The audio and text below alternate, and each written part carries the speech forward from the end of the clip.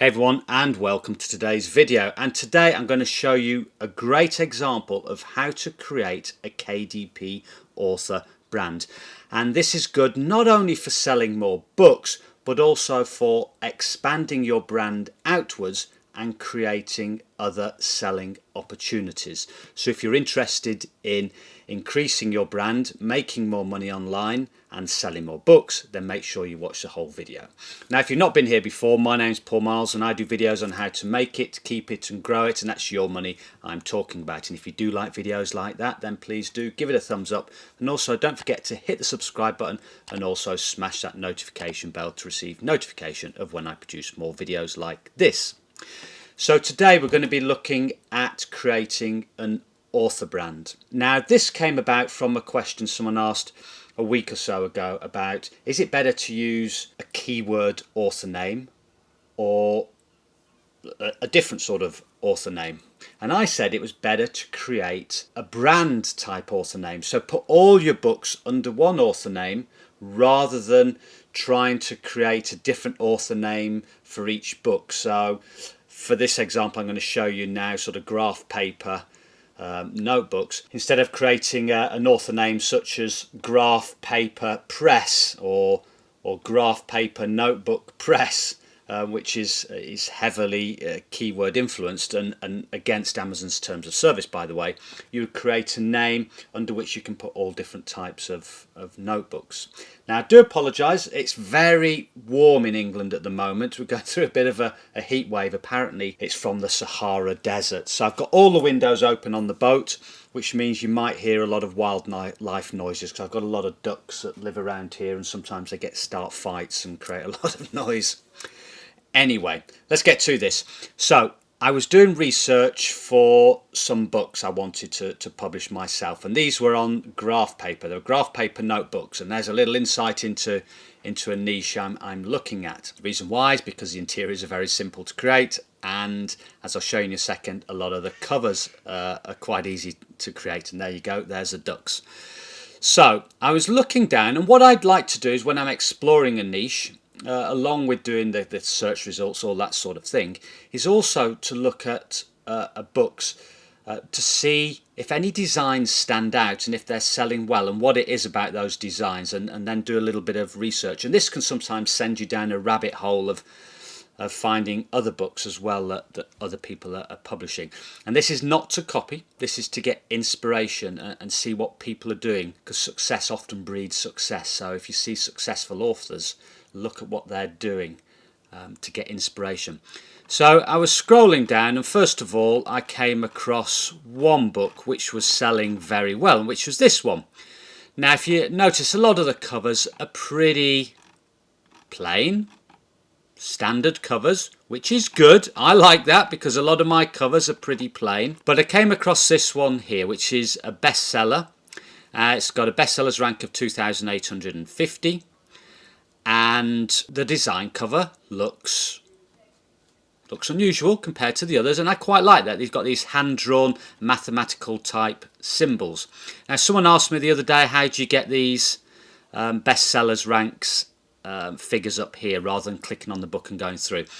Well, the actual best plugin to do that at the moment is the Helium 10 plugin.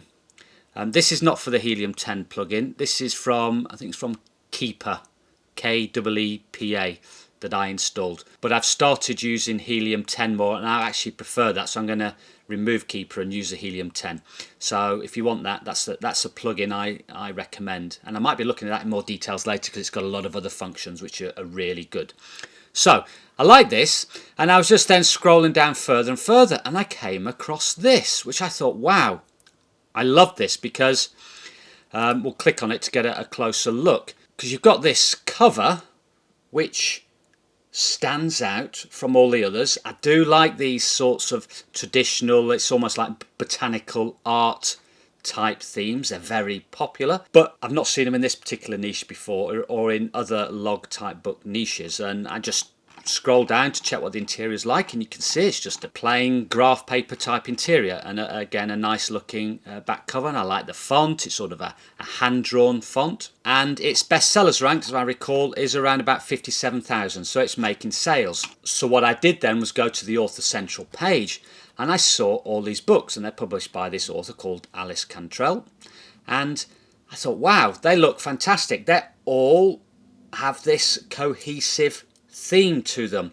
All these types of botanical line drawings that are coloured in watercolour, so watercolour botanical art really.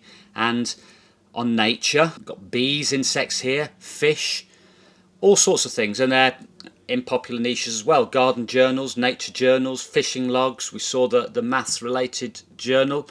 And again, if we look at the bestsellers ranks, Nature Journal, bestseller rank of 9,824 and selling for $8.95. So selling a good number and making a decent profit from each book. So this author is doing something right. And if I scroll down, you can see all the bestsellers ranks are very respectable. So this author is making a decent amount of money, and I presume it's a she called Alice. You never know nowadays. But Alice Cantrell has created this nice brand, so I thought I would investigate further. Now if we go to Google, and I did a search of Nature Journal, you can see if we go to shopping, now this is in the UK, I'm sure it'd be maybe similar if you're in the US or other country, one of her nature journals comes up third in the searches. So she's getting searches on Google to her Amazon page, or to the Amazon link. And those search results will have come mainly from the description, because Google really does index the description you book. So that shows you how important the description actually is. And if I have a look at the description, you can see they're very detailed. It's got the bullet points, and it also tells a little story. So all of this is perfect for getting your book found in Google. Now I must admit, a lot of my descriptions are 1 or 2 sentences with bullet points, but this has shown me probably how important maybe doing a bit more detailed description is. Now this author is obviously into drawing and painting, watercolours, botanical type art, is interested in things like nature, you know, fish, plants, fungi, that type of thing. So is able to produce a good description because it's something she's actually interested in. And that's another point. If you do a range of books in an area that you might know or familiar with, you can address a buyer's, a consumer's need. When I started off doing my books, what really changed my income and my sales was doing sports related training type logbooks and books related to nutrition and that type of thing, strength training books, a whole different type of books, because I'm involved in sort of a lot of sports, particularly with my son, so straight away I knew the requirements, and when I started to produce those books, I knew what customers needed and could create books related to a need. So, and that's what kick-started my sales and really sent me down the whole, went from lined journals, dot grid journals, that type of thing, through to the logbook market, and then onto the more business related logbooks, which is where I make most of my income. So from the author central page, I went to look at the author's website. So this is all part of now creating the brand. So this author's got a cohesive theme, which is sort of the watercolour botanical art, has got an author central page because she's got all her books under one author name, so she hasn't got lots of different author names that are keyword focused, and she's created a website, and she's got a page about her books on her website, so customers can now go to the website, find these books, click on them and go to the Amazon page. So straight away her products on Amazon are now getting external links, which do help with your ranking of your books on Amazon. And it's another pathway to get to her books. Customers can now find her books in various different pathways. And she's built a Facebook page, Twig and Moth. Now maybe if I was her, maybe my author name might have been Twig and Moth rather than her actual name. But she's still doing things right. And you can see she's got this engagement on Facebook with links through to her books. So again, another pathway to sell more books. And there are other products here, and I'm going to show you that in a moment, because this is really vital in terms of expanding out, not just from books, but using your assets, which is your books, to create other products. It's got an Instagram page, Twig and Moth again. And again, these pictures, photographs of her books, here with sort of outdoory type items, and again pictures of other products which are related to her books. So again, more links to her website, to the books, so people can find the books. A Pinterest page, again with pictures of her books and again other items that she's selling. So I continue to explore. So this is looking good at the moment. So we've got Author Central page, Facebook page, Instagram page, Pinterest page. I've told you about these different things in previous videos. Now this is what I found interesting, and that's when I went and looked at her Etsy page. Again, Twig and Moth, creating this brand name, and she's using the graphics that she's used on the covers to create other products, and this is a fantastic idea.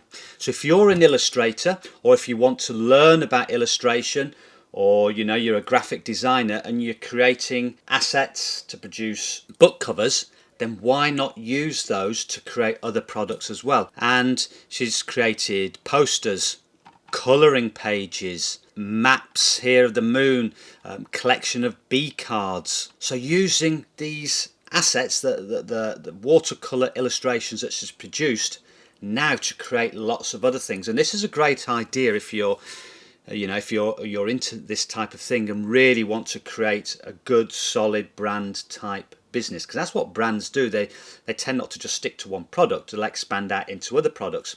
Now I've not seen, and I've not done a search on Amazon, but I was wondering whether she may create apparel, t-shirts, hoodies, pop sockets with these types of illustrations on, because that's again another niche. A lot of people do like these sort of traditional antique type illustrations on t-shirts of botanical art, and it can be coloured or just sort of black and white.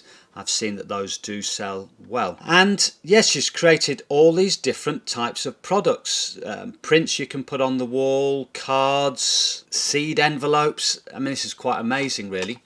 And also, and I've not heard of this site before, some of you may have, called Spoonflower, where from your designs you can create fabrics, wallpapers, cushions, bedding, that type of thing.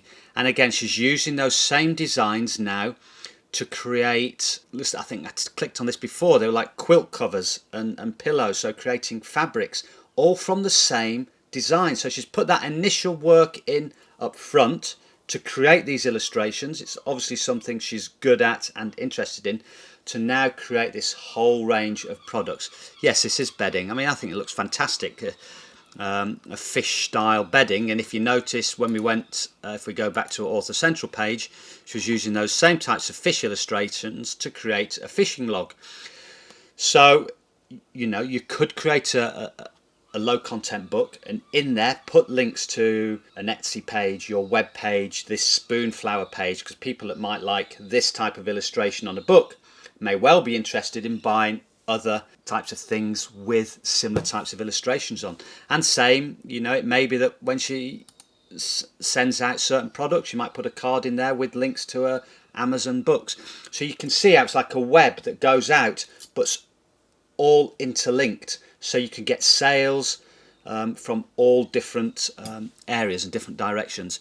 And I looked at Society 6 again, which is, you can do all types of things here, apparel, home decor, wall art, and she's got a store here as well selling these, look like posters, art prints, again of the same sorts of illustrations, or we should really call them assets, because she's created these and they're assets. It's something that she owns a copyright to, and she can use those to create all different types of products. And that's why doing things like KDP books is good. It's why I like it, especially because you can do that work up front, and once you've created it, you can then it's then for sale. It's up, and as long as you don't lose your account, it can be up for sale forever theoretically, and that's an asset in a sense. And I could use some of the covers, and this has given me great ideas, because some of the covers I've created for my notebooks I could go and use and maybe create posters, art prints, cards, little cards, greeting cards, that type of thing. Really the scope really is just limited by your own imagination. So you might say, well, I'm not a good illustrator, I can't create this sort of work.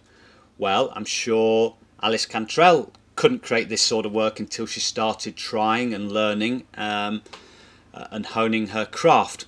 But if you're really adamant that you can't, then go over to and look at something like Fiverr. Now, excuse me, because a boat is just coming past. I'll just pause there and come back in 1 second. That was a big boat.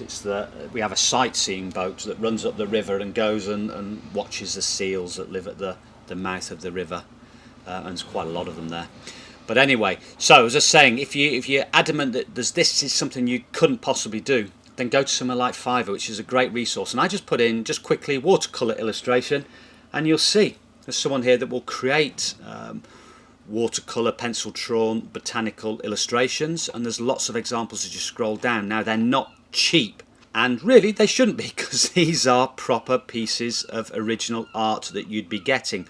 But if you really are invested in your business and really want to create a brand, then it's well worth investing money in creating these pieces of art. And like this one here, we've got this one, I will create hand-drawn watercolour illustrations. So I've got an example of a fish here. You could get someone to create maybe half a dozen different fish types, and you can see already you could use that to create a fishing logbook, wall art, cards, bedding, that type of thing. And if we just get just an idea of the price, it looks like this person would create something, give you the source file for commercial use for $8.04. Now premium is $40. So actually I think the difference between premium and basic is premium is in colour. But you know what? You can get these, look at these in black and white. These also, you don't necessarily need colour. Just black and white on a nice background will create a good vintage look. If it's something you want to do yourself, then go and look at something like Skillshare. Now, I'm not an affiliate for Skillshare. You can sign up, I believe, and get 2 months free access. Don't hold me to that, but I'm certain you can, but I'm not 100% sure. But if it's something you're really invested in doing, then it's worthwhile looking at. I have a Skillshare account and I use it for learning video editing, although you might not know it from my edits. But it's great if you want to learn certain skills. And again, you can learn how to do botanical illustrations. And the beauty of doing it yourself is that you own them. You own the copyright, you own the commercial use. You can do anything with them and create original pieces. So these look very interesting. You can get one here, line drawing botanical art.